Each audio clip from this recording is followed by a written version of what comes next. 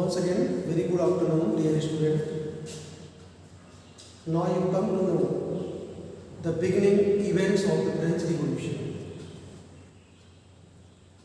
Dear student, 14 July 1789, 14 July 1789, that is the very big events of our history. What happened on that day? That is the date of the French Revolution beginning. On that day, on the 14th July 1789, French Revolution erupted. Do you understand? Bastille. Bastille, what was that? This was a fortress prison where the peoples were arrested and detained. Okay? They were detained, innocent people, they were arrested, they were imprisoned in that fortress prison, Bastille. And that became the main target of the French revolutionaries. And they attacked over that, they broke in the walls and the bricks of the Bastille, they released the prisoners, and they brought the segments of the fragmented parts of the Bastille fortress prison to represent the breaking of the despotic rule.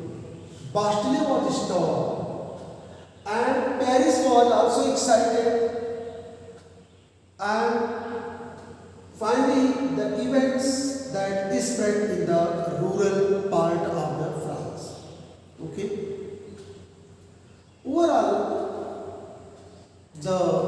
after the storm of the Bastille, the French Revolution started. Dear student, from 14 July 1789 to the punishment of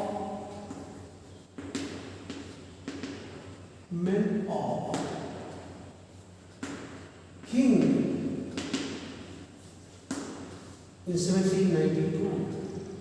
That is the chain of events you need to explore. Okay? So this was, now you come to know who was the king of France. Now you come to know one by one. Dear student, the Louis XVI, he ascended in 1774. Try to understand. Louis XVI ascended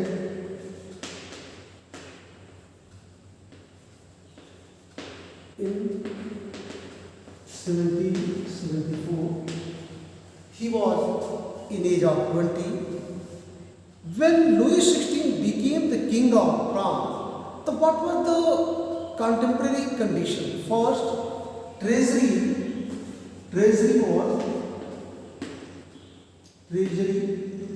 was empty. How? Why the treasury of France was very empty? What were the conditions? Main condition, the two causes were basically associated with the emptiness of the French treasury. First, the involvement of France in the 13 American colonies freedom movement. The 13 American colonies, they were fighting against the British, against the Britain for their freedom.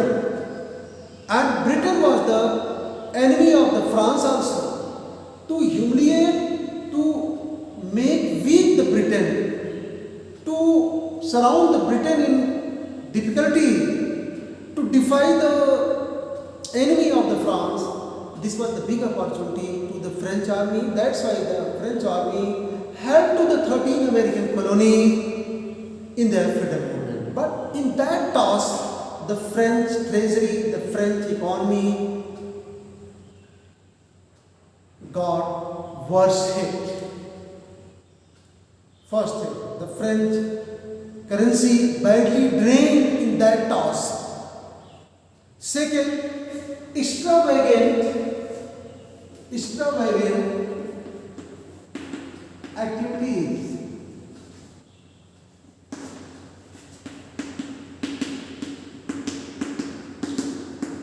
Extravagant activities that the courtiers, the officials, the church people, they were living very luxurious life. In the palace of Versailles, the supporters of Louis XVI, they were flattering, they were doing extravagant tasks, they were consuming the French currency meaninglessly. That also extended the economical crisis, treasury crisis in France.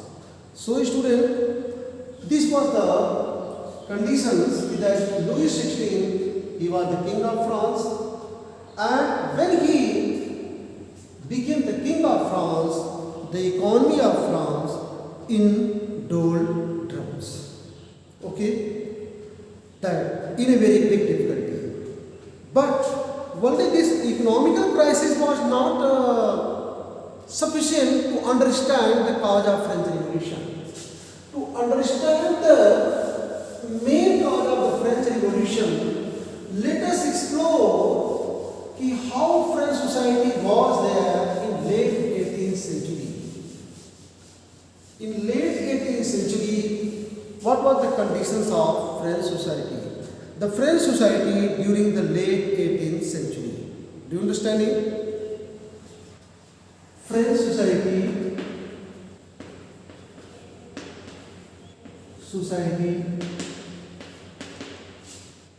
during late 18th century. Dear student, you are supposed to understand the controversy of the injustice nature of French society.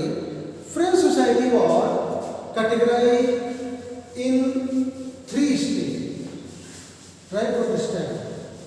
First state means category. First state. Try to understand. Second state.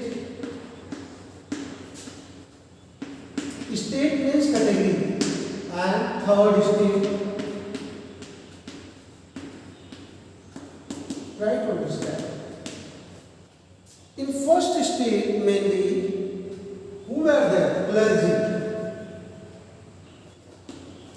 What is the meaning of clergy?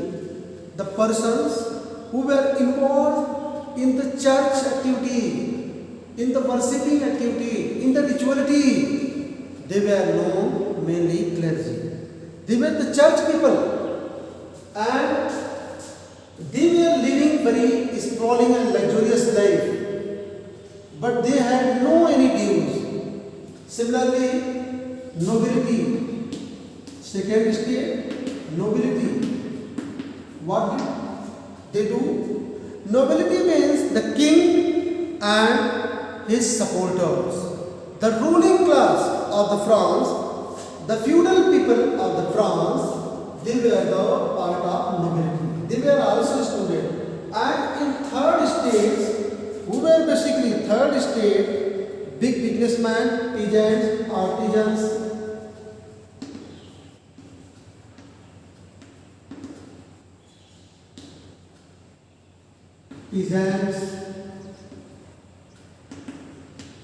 artisans,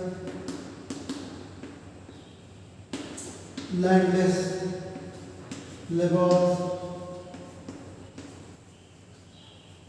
Try to understand. These were. Dear student, 90% of French population was comprised of peasants, farmers. Try to understand. And among them, approximately 60 to 70% had their own land. They were the landless laborers. Nobility, clergy and nobility, they were privileged. They were assumed the special rights, special status. They had not paid any taxes to the states.